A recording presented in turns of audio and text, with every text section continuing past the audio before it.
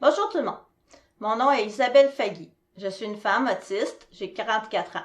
Je suis aussi étudiante en technique d'éducation spécialisée, je fais du bénévolat, entre autres pour l'ADEC, l'Association d'autisme de l'Est du Québec. Ce soir, je vais vous parler des différentes façons dont j'ai fait des apprentissages tout au long de ma vie. Je vais faire une mise en garde avant de commencer. C'est que la présentation que vous allez voir, elle se réfère à mon vécu. Mon vécu peut être différent de celui d'autres personnes autistes. Parce que chaque être humain est unique. Quand il est question d'aider une personne autiste à faire un apprentissage, les intervenants pensent toujours que c'est nécessaire de procéder à un long enseignement par des micro-étapes. C'est vrai que dans beaucoup de situations, ça m'aide énormément de découper un apprentissage en petits apprentissages.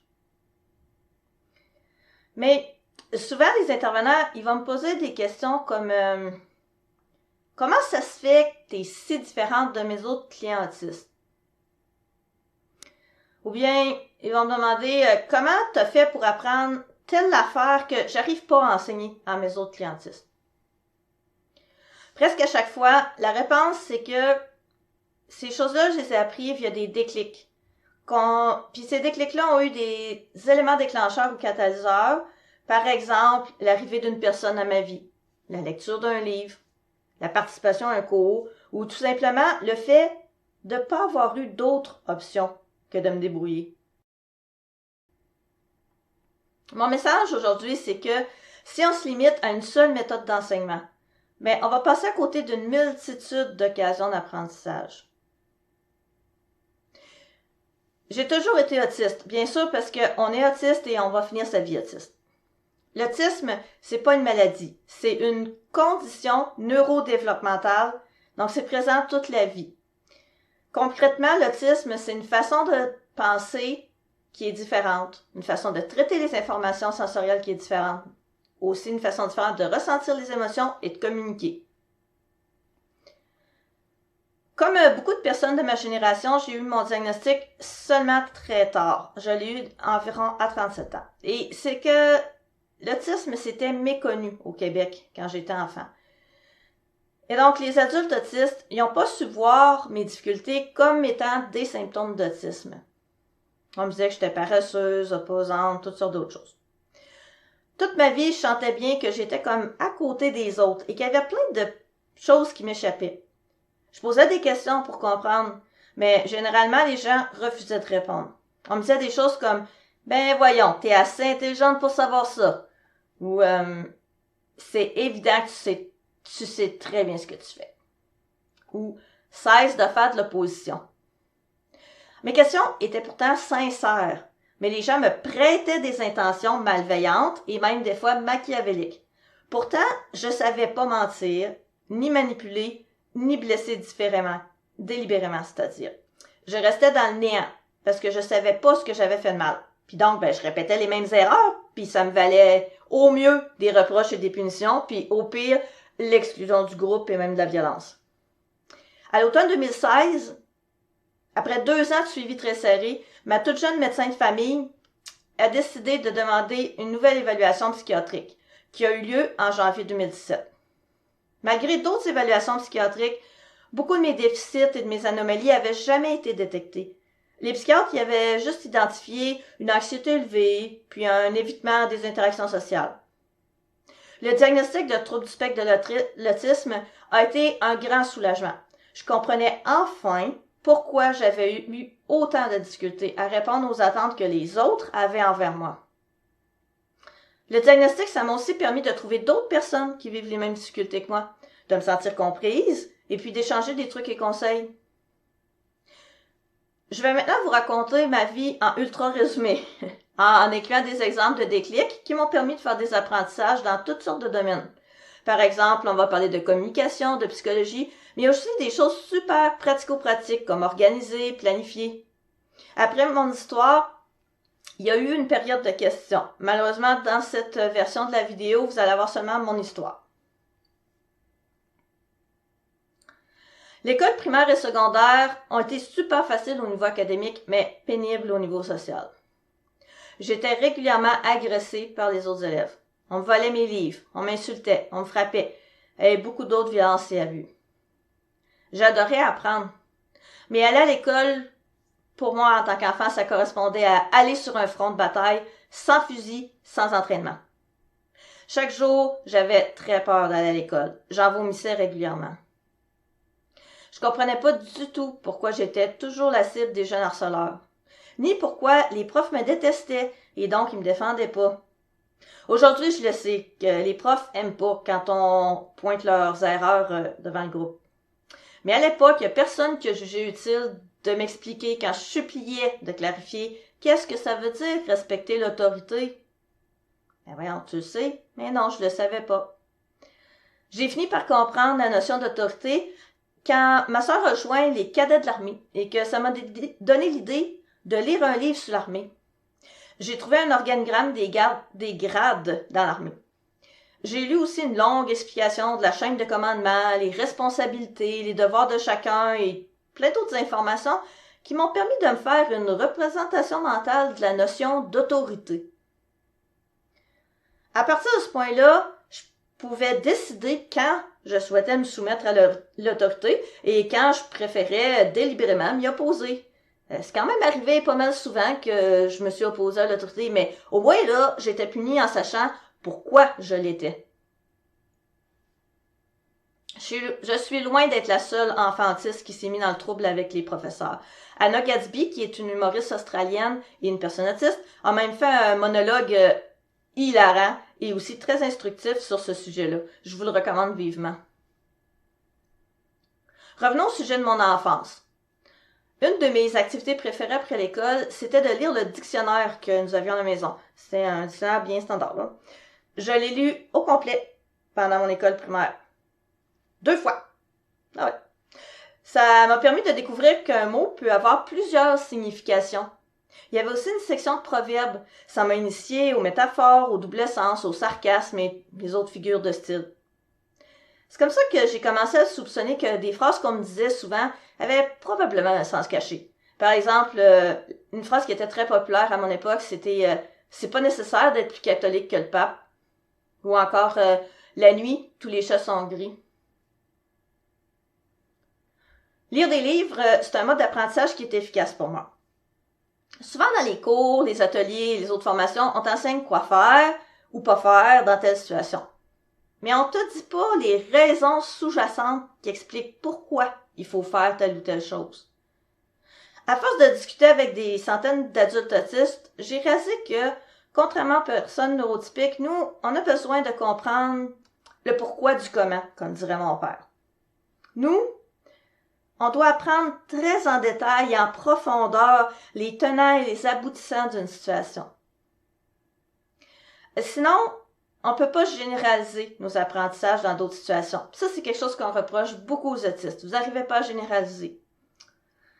C'est pour ça que quand on nous enseigne, par exemple, que c'est pas bien de répondre que le bébé est laid si on demande comment on trouve, on pourra pas généraliser ça à une autre situation très fréquente comme « Est-ce que ma robe me va bien? » Pour qu'on arrive à généraliser, il faut qu'on nous explique les fondements psychologiques qui font que répondre que le bébé est laid ou que la robe fait pas bien, ça risque de créer des gros dommages chez une personne qui a l'ego fragile. Une fois qu'on est muni de cette compréhension-là de la psychologie neurotypique, on va pouvoir généraliser aux autres questions qui sont susceptibles de blesser l'ego de notre interlocuteur. On va même pouvoir probablement apprendre à repérer les personnes à l'ego fragile si on nous enseigne comment, parce qu'il y a moyen lorsqu'on parle avec une personne de s'en apercevoir. Et croyez-moi, on va être particulièrement vigilant et attentionné dans nos interactions avec ces personnes-là, parce que contrairement à la croyance populaire, la majorité des personnes autistes, elles ont beaucoup d'empathie et elles veulent apporter du positif dans la vie des autres. Ça nous fait mal quand on se rend compte qu'on a fait mal à quelqu'un. Mais pour parvenir à pouvoir pas blesser les autres, on a besoin d'être informé sur les notions de psychologie et de communication neurotypique. Si vous donnez des livres à une personne autiste, donnez-lui toujours des livres du niveau le plus avancé qu'elle peut absorber. Par exemple, quand j'étais en 3e année du primaire, je comprenais très bien le contenu de livres et de manuels de niveau cégep. Au secondaire, je lisais des livres de niveau universitaire. Il y a bien des enfants et des ados autistes qui trouvent les livres pour enfants plus difficiles à comprendre que ceux pour les adultes. Parce que le contenu des livres pour enfants, c'est souvent présenté sous la forme d'une histoire. Il n'y a pas de structure logique dans le sens d'un livre de cégep ou d'université, par exemple, où ça va être chapitre 1, point 1.1, point 1.2. Donc, ça va être très structuré, tel sujet, sous-sujet. Donc, et puis aussi, les images dans les livres pour enfants sont fantaisistes la plupart du temps. Donc, c'est peu adapté pour un esprit qui a besoin de photos, de diagrammes techniques ou des organigrammes, peu importe. Malheureusement aussi, comme je démontrais un intérêt pour la biologie et toutes sortes d'autres sujets scientifiques et techniques, il n'y a aucun adulte qui a jugé utile dans mon enfance ou mon adolescence de me donner l'idée de lire des livres de psychologie, de communication, de sociologie ou d'autres sciences sociales.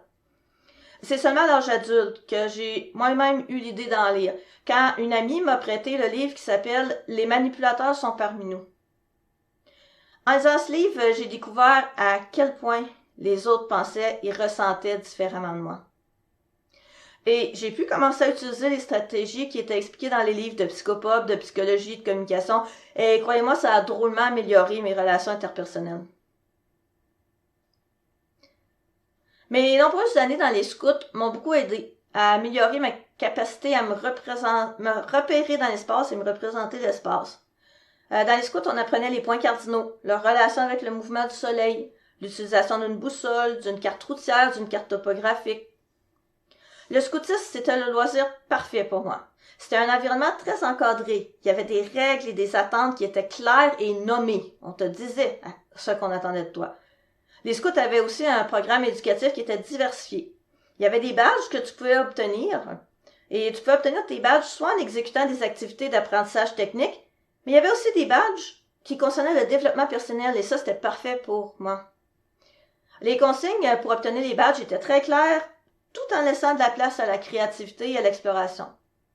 Bref, c'était un environnement dans lequel on te poussait à dépasser tes limites, mais c'était aussi un environnement qui était sécurisant et sécuritaire pour le faire. Chez les scouts, j'ai appris à planifier, organiser, financer, animer des activités pour des petits groupes ou des grands groupes jusqu'à 100 personnes. Comme on était groupés en équipe et que les équipes ne changeaient pas en cours d'année, ça obligeait les membres d'une équipe à travailler ensemble. Ça nous obligeait à utiliser les forces de chacun pour pallier aux limites les uns des autres. Ça m'a appris à participer dans une équipe en vue de l'atteinte d'un objectif commun. Par exemple, en planifiant des camps d'été et d'hiver.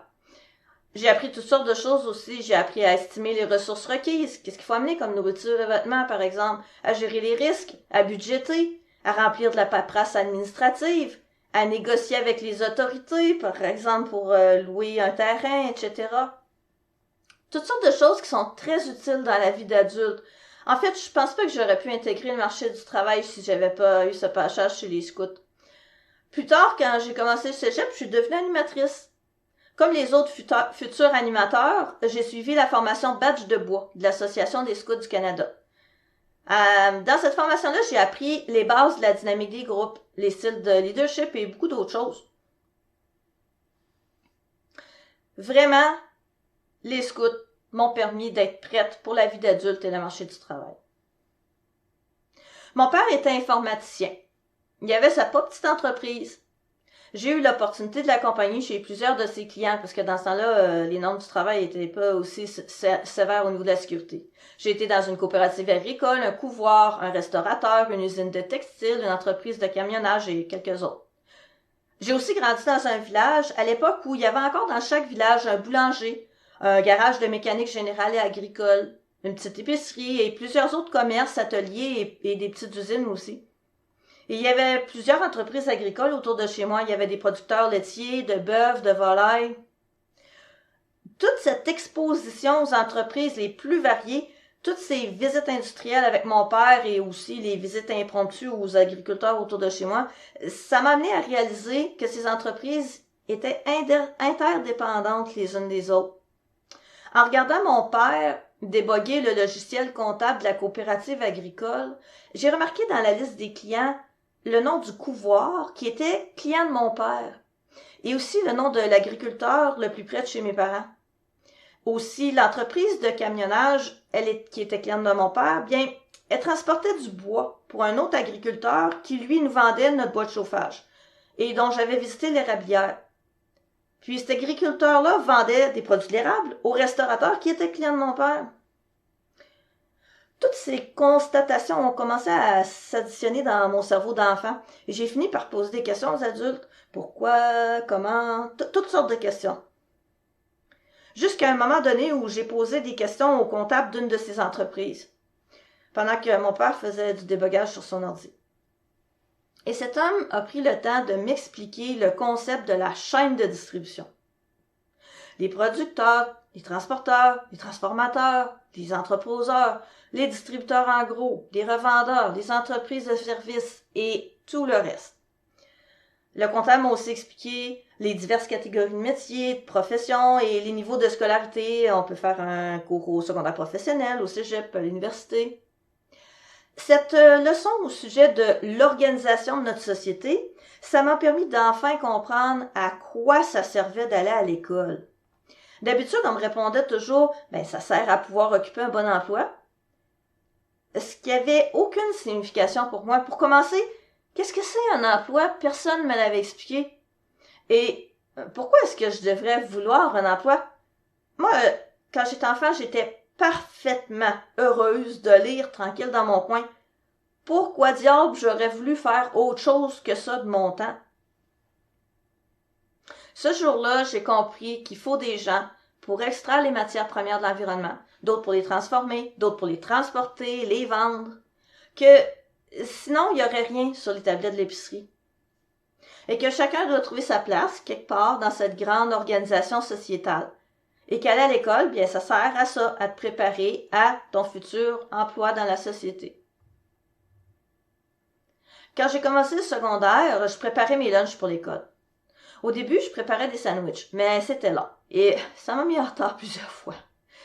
Parce que, croyez-le ou pas, je n'arrivais pas à comprendre qu'il faudrait que je me lève plus tôt pour avoir le temps de préparer un lunch.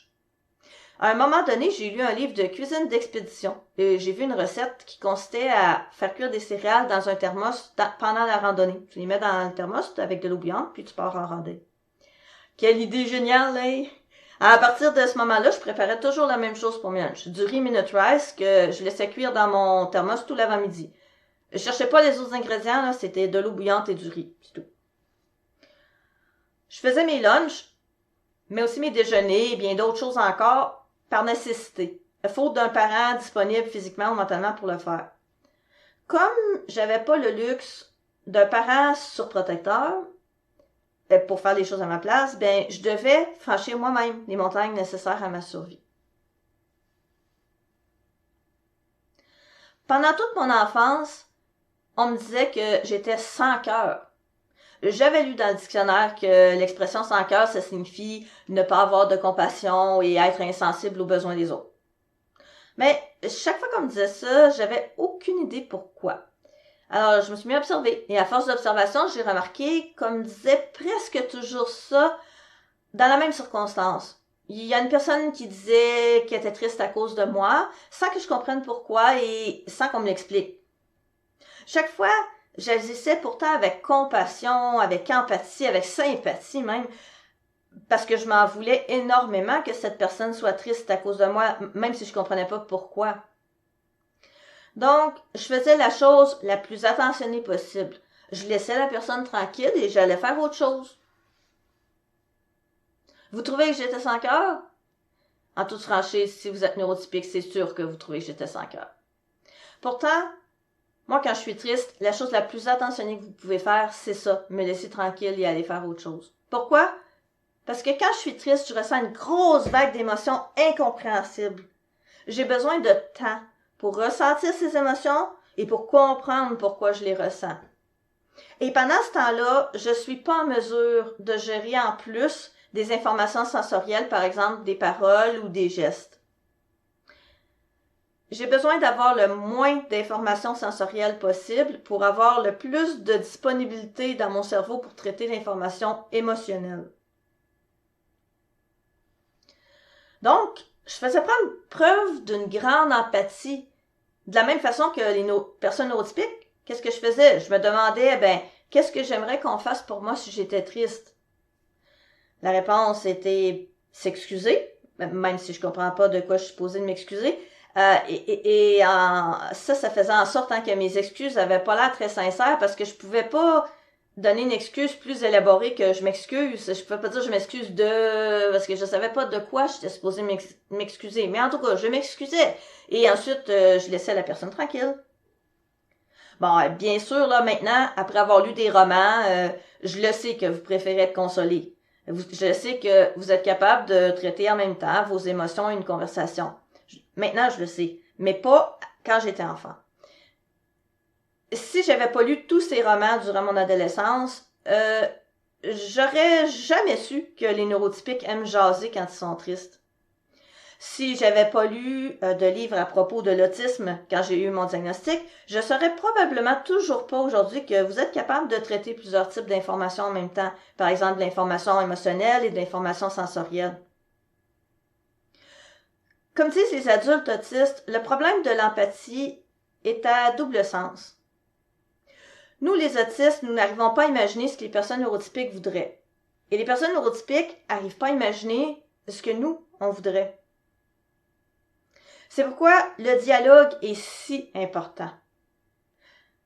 C'est pourquoi on devrait jamais tenir pour acquis que l'autre a les mêmes besoins, désirs et objectifs que nous. Et ça, même si l'autre personne a le même neurotype que nous. Que ce soit deux autistes ensemble ou deux neurotypiques ensemble, on devrait quand même toujours demander pour s'assurer d'avoir une bonne compréhension de la situation.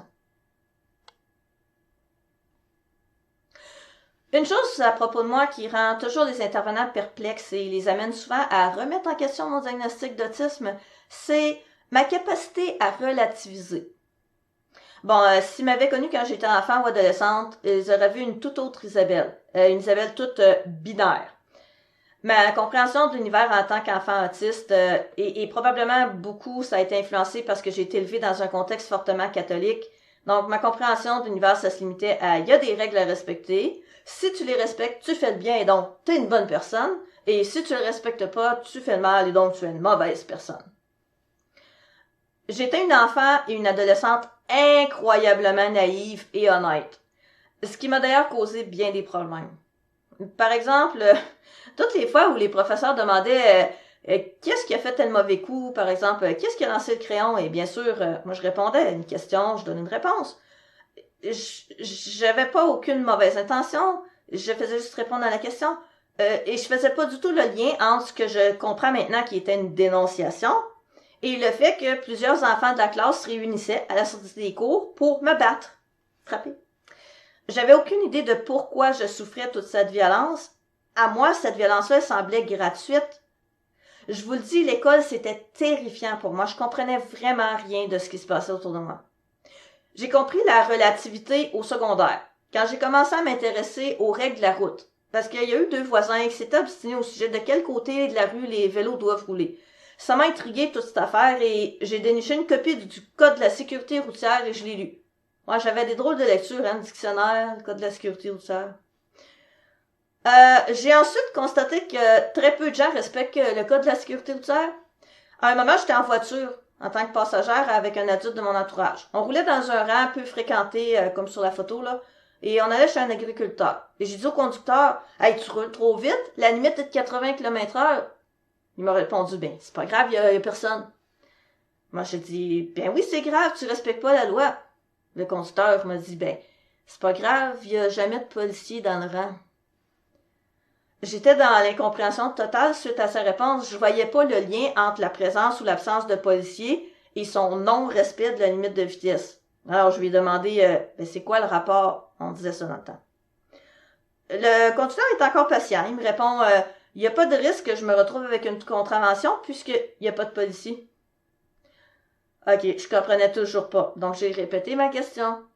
C'est quoi le rapport? Tu dépasses 80 km/h et on doit pas dépasser les limites de vitesse.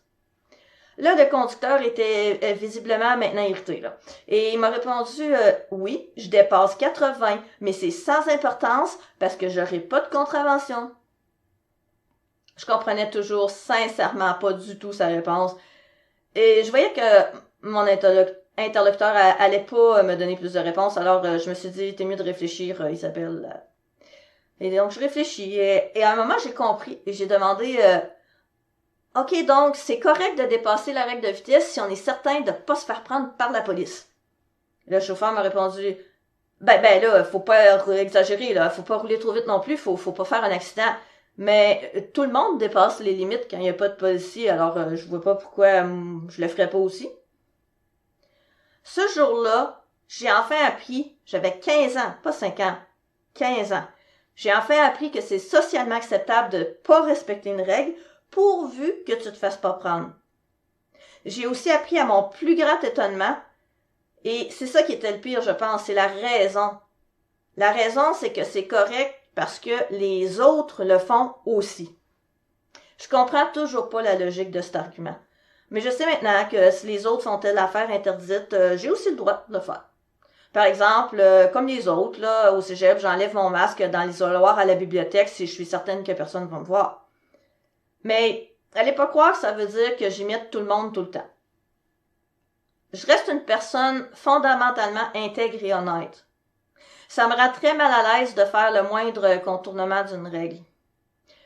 Quand j'avais mon entreprise, ça me causait d'ailleurs un désavantage concurrentiel parce que j'arrivais pas à abuser des clients, fournisseurs et employés comme le faisaient mes compétiteurs. Je payais mes fournisseurs à temps, je payais toutes les heures à mes employés, etc. Et donc, mon entreprise était significativement moins profitable à cause de mon honnêteté. Par contre, je perdais jamais de clients. Il y a quand même des avantages à être honnête et intègre. J'ai jamais eu de perception du passage du temps. Ça m'échappe totalement. Je vis dans un moment présent infini. Étant donné que je perçois pas le passage du temps, j'ai beaucoup de difficulté à répondre à des questions comme combien de temps ça va prendre pour cuisiner le souper? Ou combien de temps est-ce que je dois prévoir pour me préparer pour l'école?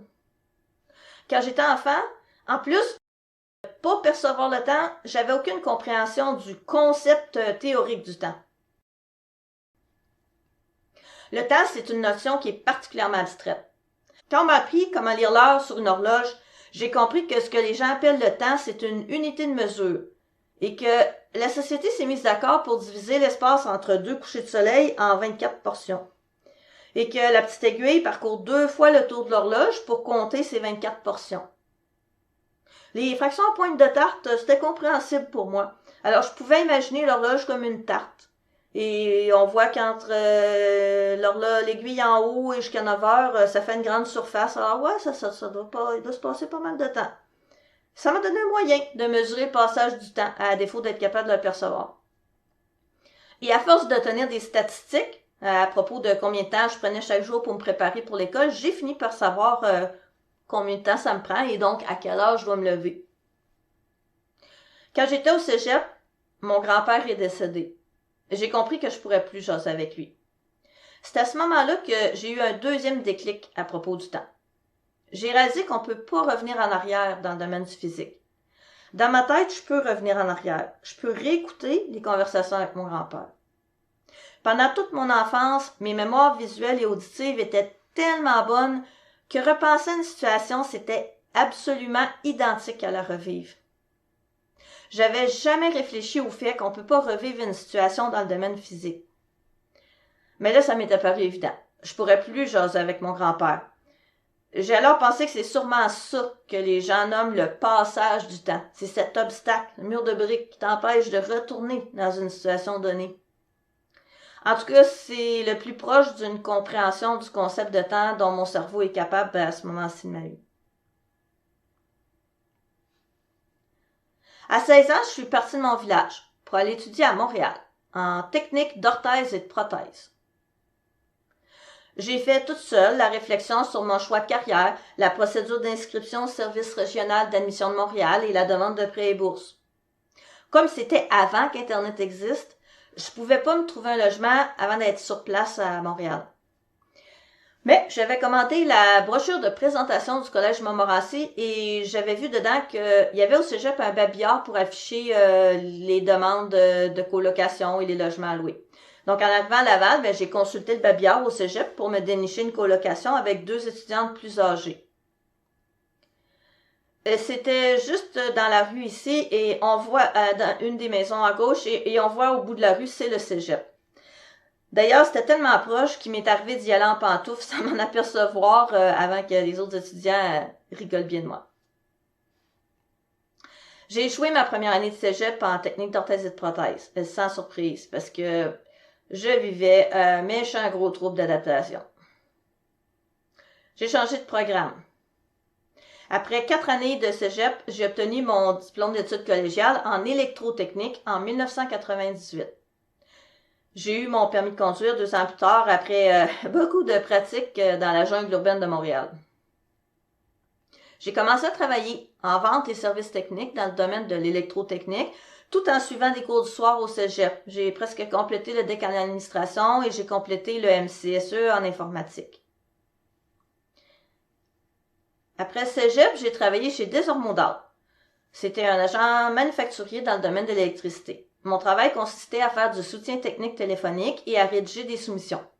Chez Desormodal, j'ai amélioré ma capacité de décomposer une tâche en sous-tâches et à faire du débogage et surtout à faire la transition d'une tâche à une autre et à faire face aux imprévus. Je vais vous donner un exemple. Quand tu es en train d'essayer de terminer la rédaction d'une soumission super longue et compliquée et que le téléphone dérouge et pas d'appel, des appels d'urgence, tu apprends assez vite à faire des transitions. J'ai eu la chance d'être bien entourée dans mon milieu de travail. Il y avait entre autres Guillaume Roberge. Guillaume, c'était un jeune préposé au soutien technique téléphonique. Guillaume, il n'avait pas de formation en électro, mais il m'a enseigné les bases de l'art de rédiger des soumissions et aussi l'art d'interagir avec des personnes qui vivent, disons, des situations de stress intense.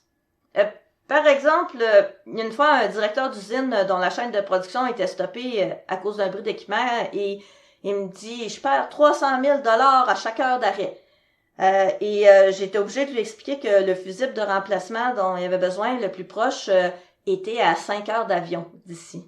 Disons que sa capacité à communiquer clairement et calmement était compromise.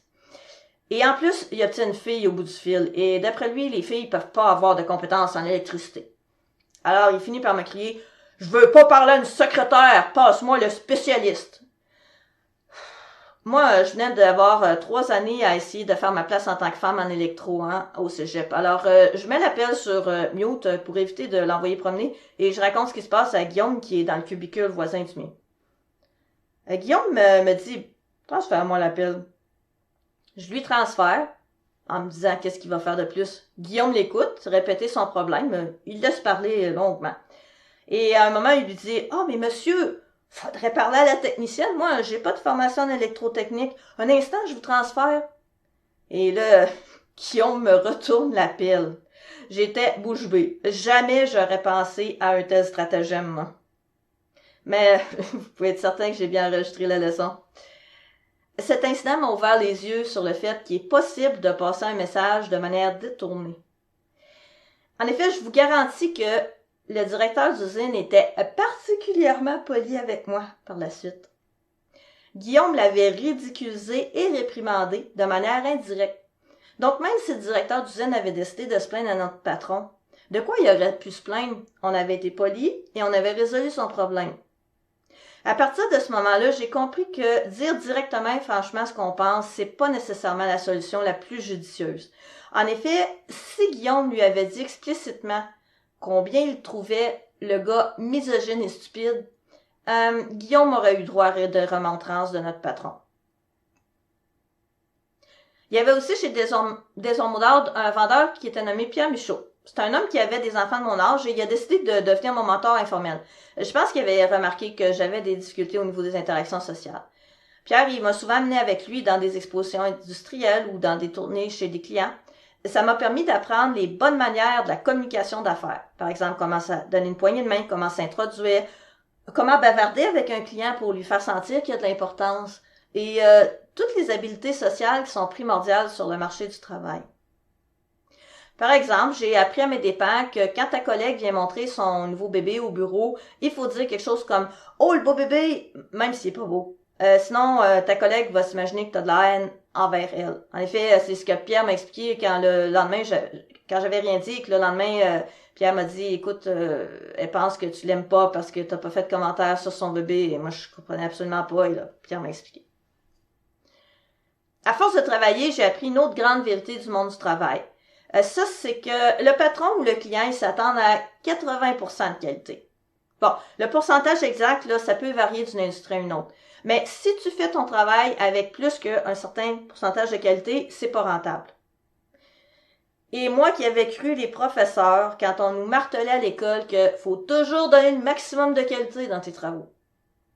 Je sais que pour les neurotypiques, ça semble naturel de deviner ça, mais pour les autistes, c'est un véritable choc culturel quand ils commencent à travailler de s'apercevoir qu'en fin de compte, la société ne valorise pas le travail bien fait.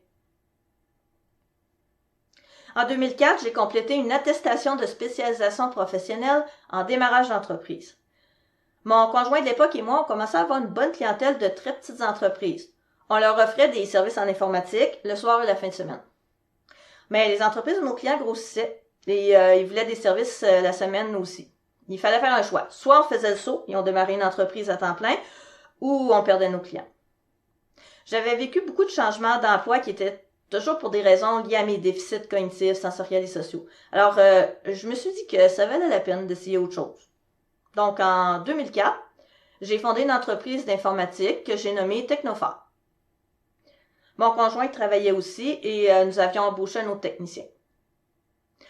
J'aurais vraiment voulu vous montrer l'immeuble où se trouvait mon entreprise, mais il a été démoli. C'était face au centre d'achat, à côté du vendeur d'automobiles. Au début, quand je partis ma compagnie, je devais travailler en parallèle le soir au centre d'appel d'IKEA pour financer mon travail de gestionnaire dans Technophare parce que le travail des deux techniciens ne suffisait pas à payer mon travail de gestion. IKEA donnait une excellente formation aux nouveaux employés du centre d'appel. On apprenait les notions de base de la communication, de la résolution de problèmes, des processus d'affaires, toutes sortes de choses. En travaillant dans mon entreprise, j'ai découvert les outils de gestion de projet parce que j'étais confrontée au problème de gérer les projets de mon entreprise. À un moment, il y a juste eu trop de projets pour réussir à me souvenir des détails de chacun d'eux. Et ça suffisait plus de noter, mettons, les tâches à effectuer dans mon agenda. Et surtout, ça me donnait pas une vue d'ensemble de chaque projet et encore moins de l'ensemble des projets. Alors, j'ai cherché sur Internet et par chance, une image m'est apparue. C'était un diagramme de Gantt, comme celui que vous voyez à l'écran. J'étais fascinée. Tout d'un coup, je comprenais pourquoi j'avais eu tant de difficultés toute ma vie à planifier et organiser. Je voyais sur le diagramme les durées des tâches. Je voyais les liens de dépendance entre les tâches. Telle tâche doit être faite avant telle tâche. Je voyais des chevauchements de tâches. Telle tâche va être faite en parallèle, en même temps que telle autre. Juste à regarder le diagramme de Gantt, je devinais les étapes nécessaires pour réussir à le dessiner. Ça m'a permis de bien mieux planifier mes projets. Autant dans ma vie personnelle que professionnelle, d'ailleurs. J'ai lu plusieurs livres à propos de la gestion de projet. J'ai découvert toutes sortes d'autres outils, des techniques et des stratégies pour gérer les projets. Par exemple, la notion d'étude de faisabilité, la notion des jalons, les 4 P, le chemin critique, la méthode PERT, PERT, je sais pas comment ça se prononce, je l'ai juste lu dans des livres. La méthode agile, l'utilisation de tableau Kanban pour la gestion des tâches, etc. J'aurais bien aimé qu'on me présente tous ces outils et ces techniques au secondaire. Comme le tableau Kanban, c'est ce qu'on voit à l'écran. Ça aurait été fort utile pour mieux saisir l'ampleur des travaux, lectures et autres devoirs que j'avais à faire et aussi pour visualiser la progression du travail accompli. Quand j'étais au secondaire, j'avais de la difficulté avec ça au cégep aussi. Technophare a pris de l'ampleur et elle est restée active jusqu'à ce que je décide de la fermer en 2015. Ça a été une décision crève-cœur parce que c'était le seul milieu de travail où j'avais été vraiment appréciée de mes collègues. Mais j'étais en burn-out suite à la séparation de mon conjoint avec qui j'avais partagé 8 années de ma vie. Après avoir fermé mon entreprise, j'ai commencé à travailler comme travailleuse autonome en informatique. En 2008, j'ai déménagé à Rivière-du-Loup pour rejoindre mon nouveau conjoint. Ça, c'est une maison où on a vécu. Premier Tech m'y a embauché pour divers mandats. Entre autres, j'ai fait l'installation de robots palettiseurs dans des usines au Canada et aux États-Unis. J'ai fait la rédaction de manuels de formation pour les clients et aussi pour les techniciens. Et finalement, j'ai fait aussi la gestion de projets de mise à niveau d'équipements industriels. J'ai connu chez Premier Tech toutes sortes de problèmes qui étaient directement causés par mes difficultés de compréhension des interactions sociales. La conseillère des ressources humaines m'a rencontrée pour me dire qu'il voyait bien que j'avais des difficultés et pour me demander comment ils pourraient m'aider pour que je puisse continuer à travailler pour eux. Malheureusement, je savais toujours pas que j'étais autiste. Et donc, j'avais pas de vocabulaire pour nommer mes déficits. De toute façon, je savais pas non plus de quelle façon elle aurait pu m'aider. Donc, j'ai vécu un autre échec, c'est-à-dire en emploi, malgré que j'étais très compétente au niveau technique. En 2013, j'ai enseigné dans un centre d'alphabétisation. J'enseignais chaque session à environ 10 groupes composés chacun de 10 personnes. Il y avait toutes sortes de gens. Des retraités, mais aussi des adultes de tous les âges qui étaient confrontés à toutes sortes de difficultés. Par exemple, certains avaient des déficiences physiques ou intellectuelles, des dépendances, des difficultés de santé mentale, des troubles d'apprentissage ou des maladies neurologiques dégénératives. En enseignant au centre d'alphabétisation, j'ai eu la piqûre pour l'éducation spécialisée. Mes étudiants m'aimaient beaucoup et la commission scolaire m'a félicité que les étudiants apprenaient plus avec moi qu'avec les enseignants précédents. J'ai enseigné pendant 3 ans. Mais bien sûr, j'ai eu des problèmes encore une fois avec mes collègues de travail. Mes collègues percevaient ma grande implication dans mon travail et ma non-participation aux activités sociales comme une haine envers elles, et aussi elles pensaient que je voulais voler leur job parce que leur poste était mieux rémunéré. Bon, bien sûr, c'était seulement des scénarios qu'elles s'imaginaient dans leur tête. J'adorais mon poste et j'aurais en aucun cas voulu changer pour un autre poste. Et aussi, elles refusaient de me croire que je pouvais pas aller au bar avec elles parce que ça me fatiguait à cause du bruit et des interactions sociales. Mais j'avais toujours pas mon diagnostic de TSA. Durant la dernière année d'enseignement, je me suis séparée de mon conjoint après 5 ans de vie commune. Probablement surtout parce qu'on vivait tous les deux beaucoup de stress au travail. Lui aussi, c'est une personne neuroatypique. Et on est encore amis à ce jour. En fait, ça fait 25 ans qu'on est amis. Alors que je devais débuter ma 4e année au centre d'alphabétisation, j'ai été congédiée. Sur la base de mon diagnostic de l'époque qui était trouble de personnalité schizoïde. Le trouble schizoïde, c'est en gros caractérisé par un manque d'intérêt pour les relations interpersonnelles. Ce diagnostic qui a été éliminé à la suite de mon diagnostic de trouble du spectre de l'autisme. Après le congédiement, j'ai tout perdu, y compris ma maison. J'étais à la rue et j'ai dû vivre dans toutes sortes d'endroits où j'ai subi des abus qui m'ont laissé avec des séquelles physiques et un trouble de stress post-traumatique. Le centre d'alphabétisation refusait de remplir la paperasse de fin d'emploi et, en l'absence de ces papiers, le gouvernement fédéral refusait de me verser les prestations de chômage auxquelles j'avais droit et le gouvernement provincial refusait de me verser les prestations de solidarité sociale auxquelles j'aurais aussi eu droit. J'ai été 6 mois sans revenu, sans domicile fixe, jusqu'en décembre. Le député a dû intervenir pour que je reçoive enfin mes prestations de chômage et que j'aie des services de soutien. J'ai eu accès à un travailleur de rue et aussi à un stage de 6 mois dans une ferme-école. C'est là que j'ai rencontré M. Gaétan Belzile, un agriculteur qui est un humain véritablement extraordinaire. M. Belzile a passé sa vie à donner des secondes chances aux laissés pour compte en tout genre. Il avait peut-être pas fait le cours d'éducateur spécialisé, mais je peux vous garantir que c'était le meilleur éducateur spécialisé que j'ai rencontré de toute ma vie. En travaillant avec lui, j'ai repris confiance en moi et j'ai décidé d'étudier en technique d'éducation spécialisée. Je me suis inscrite au cégep. J'ai débuté ma formation en technique d'éducation spécialisée à Gaspé en 2017. Je la poursuis lentement en respectant mes difficultés. Quand j'ai déménagé à Gaspé, je me suis installée à la résidence étudiante du cégep. À cet endroit-là, j'ai découvert la vie en communauté. J'avoue que les 2 premières semaines, j'étais sous le choc. C'était bruyant, incroyablement sale et il n'y avait aucun moyen d'être vraiment seule. Mais pour la première fois de ma vie, j'ai été acceptée dans un groupe sans devoir jouer un personnage neurotypique. Tout le monde, les employés comme les étudiants, savaient que j'étais autiste et malgré ça, tout le monde me parlait. Les jeunes m'invitaient même à participer à leurs activités sportives et à leurs parties. Quand je vivais des effondrements autistiques ou que j'étais physiquement malade, ils prenaient soin de moi. Moi aussi, je les aidais, de toutes sortes de façons. Je corrigeais leurs travaux scolaires, je les écoutais et je leur donnais des conseils de ma tante. On vivait dans un pavillon.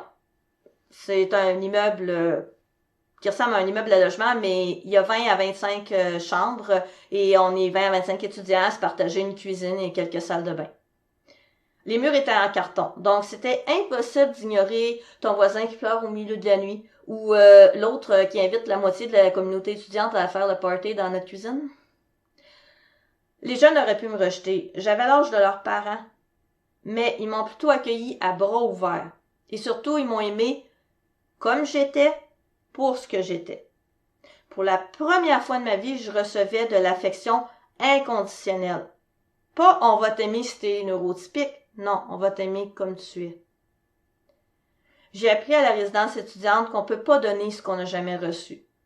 Avant ça, mes amitiés étaient purement basées sur des activités et des intérêts partagés. J'avais des amis avec qui je faisais telle ou telle activité.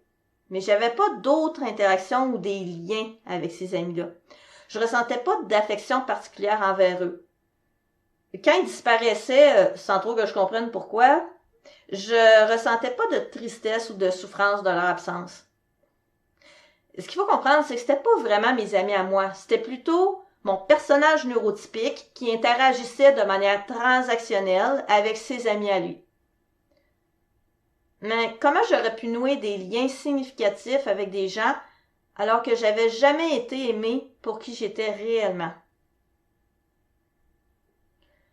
En 2020, j'ai cofondé le groupe Par et pour les autistes de l'Est avec Marianne Bérubé-Dufault. Marianne, c'est une architecte et elle est aussi autiste. Notre groupe, c'est un groupe d'entraide pour les autistes du Bas-Saint-Laurent et de la Gaspésie. On peut le trouver sur Facebook. En juillet 2020, la pandémie aidant, j'ai réussi à terminer et à publier mon livre qui s'intitule c'est-à-dire l'adulte autiste, et le sous-titre c'est Comment mieux intervenir auprès des adultes autistes.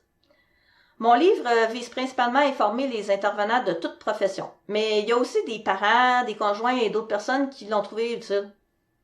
Il est disponible gratuitement sur le site web archive.org, et même si le livre s'appelle l'adulte autiste, je vous dirais qu'au moins 80% du contenu va être aussi intéressant pour aider une personne qui est un enfant ou un adolescent autiste.